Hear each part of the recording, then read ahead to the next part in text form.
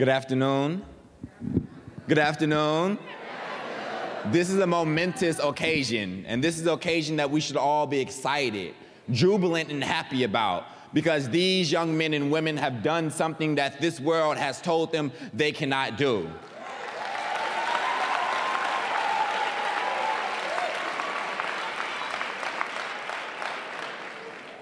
They have defied the odds of society and made a statement that to be black does not mean that you are unintelligent. And to be black does not mean that you cannot make it. But to be black is a sign of triumph, a sign of resistance, and a sign that we will indeed get to what Dr. King referred to as the promised land.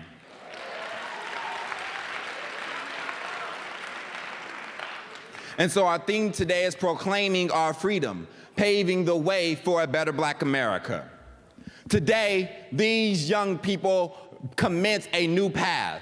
And the question that we must ask for all of them and all of us in this room is, what is our mission? What is our duty today? After 4 long, arduous years of UC Berkeley, after 4 years of racism and segregation, after 4 years of mistreatment and being deemed as not acceptable, what now is our purpose? What now is our mission? So Frantz Fanon once wrote, "Each generation has a mission. Fulfill it or betray it in relative opacity.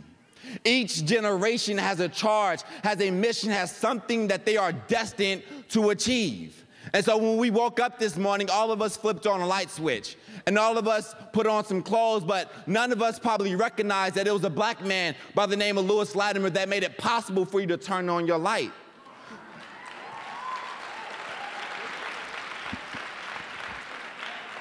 And we may not have recognized that it was because of our ancestors that picked cotton 400, 300, and 200 years ago that ensured that we could have clothes on our back and society deemed free.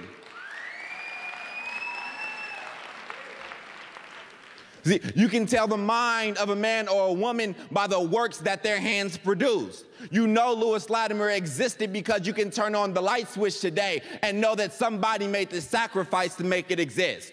Well, what is the sacrifice that our generation is charged with? What is the mission that we must find a way to achieve?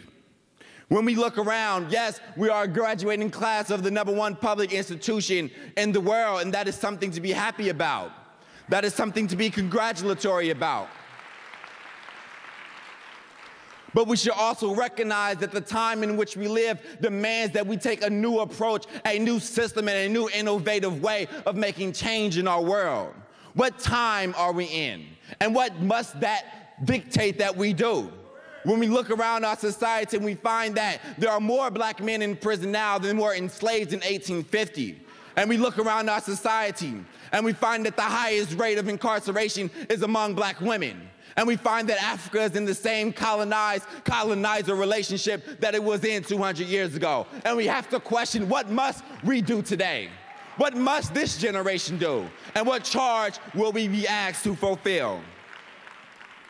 Our generation must find a way to connect those who have been considered the middle class, who have gained this access to social mobility. And how does this degree of personal gratitude, how does this degree of personal achievement translate and transform into freedom for the rest of our people? That is the question we must ask. What does a degree from UC Berkeley mean for the masses of black people who find themselves poor, suffering, and out of doors? What does this degree mean for the overwhelming number of our people who are suffering and are in need of assistance?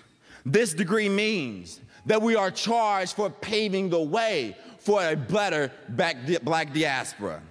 This degree means that we now have a responsibility, not only to ourselves, and not only to our families, but now our responsibility evokes all the way to the entire black world. And we are being asked today to do something different, to do something better. But it is in this moment of immense difficulty, as in all moments of trial and tribulation, that we find the greatest potential for freedom. It was in the moments of slavery when Nat Turner sung "Steal Away." Steal away, for we ain't got much time to stay here. Steal away because freedom must come. Today we can no longer walk towards our freedom. We can't run towards our freedom. We can't jog towards our freedom. Today we must steal away towards our freedom. For at this time, like no other time, we have the potential to take what rightfully belongs to us. This time, like no other, we have the immense capacity to make an impact on our world. And we want to look 100 years from now, and we want them to say that was the graduating class of 2013.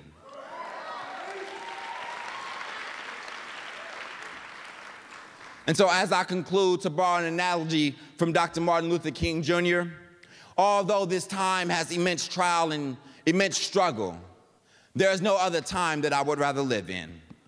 If I can go back with the Almighty God and I can ask Him a brief survey of time, and I can choose any place to settle and to lay my rest, I would go on and I would see the first queen of Egypt, Queen Hatshepsut, but I would not stop there.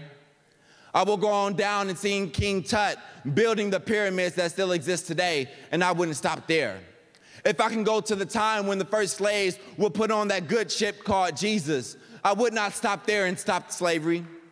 If I could go on down time and I can go and be with Nat Turner and Sojourner Truth, if I could be with Harriet Tubman paving the way for freedom in the 19th century, I would not stop there.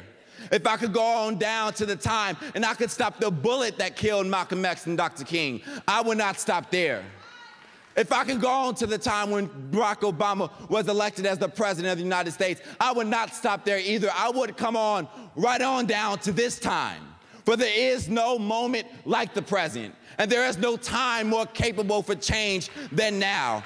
I would come on down to May 25th, 2013, to the graduating class of the University of California, Berkeley, so that we can make a change on our world, so that we can make an impact on our reality, and so that we can pave the way for a better black world. Thank you and welcome to the University of California, Berkeley.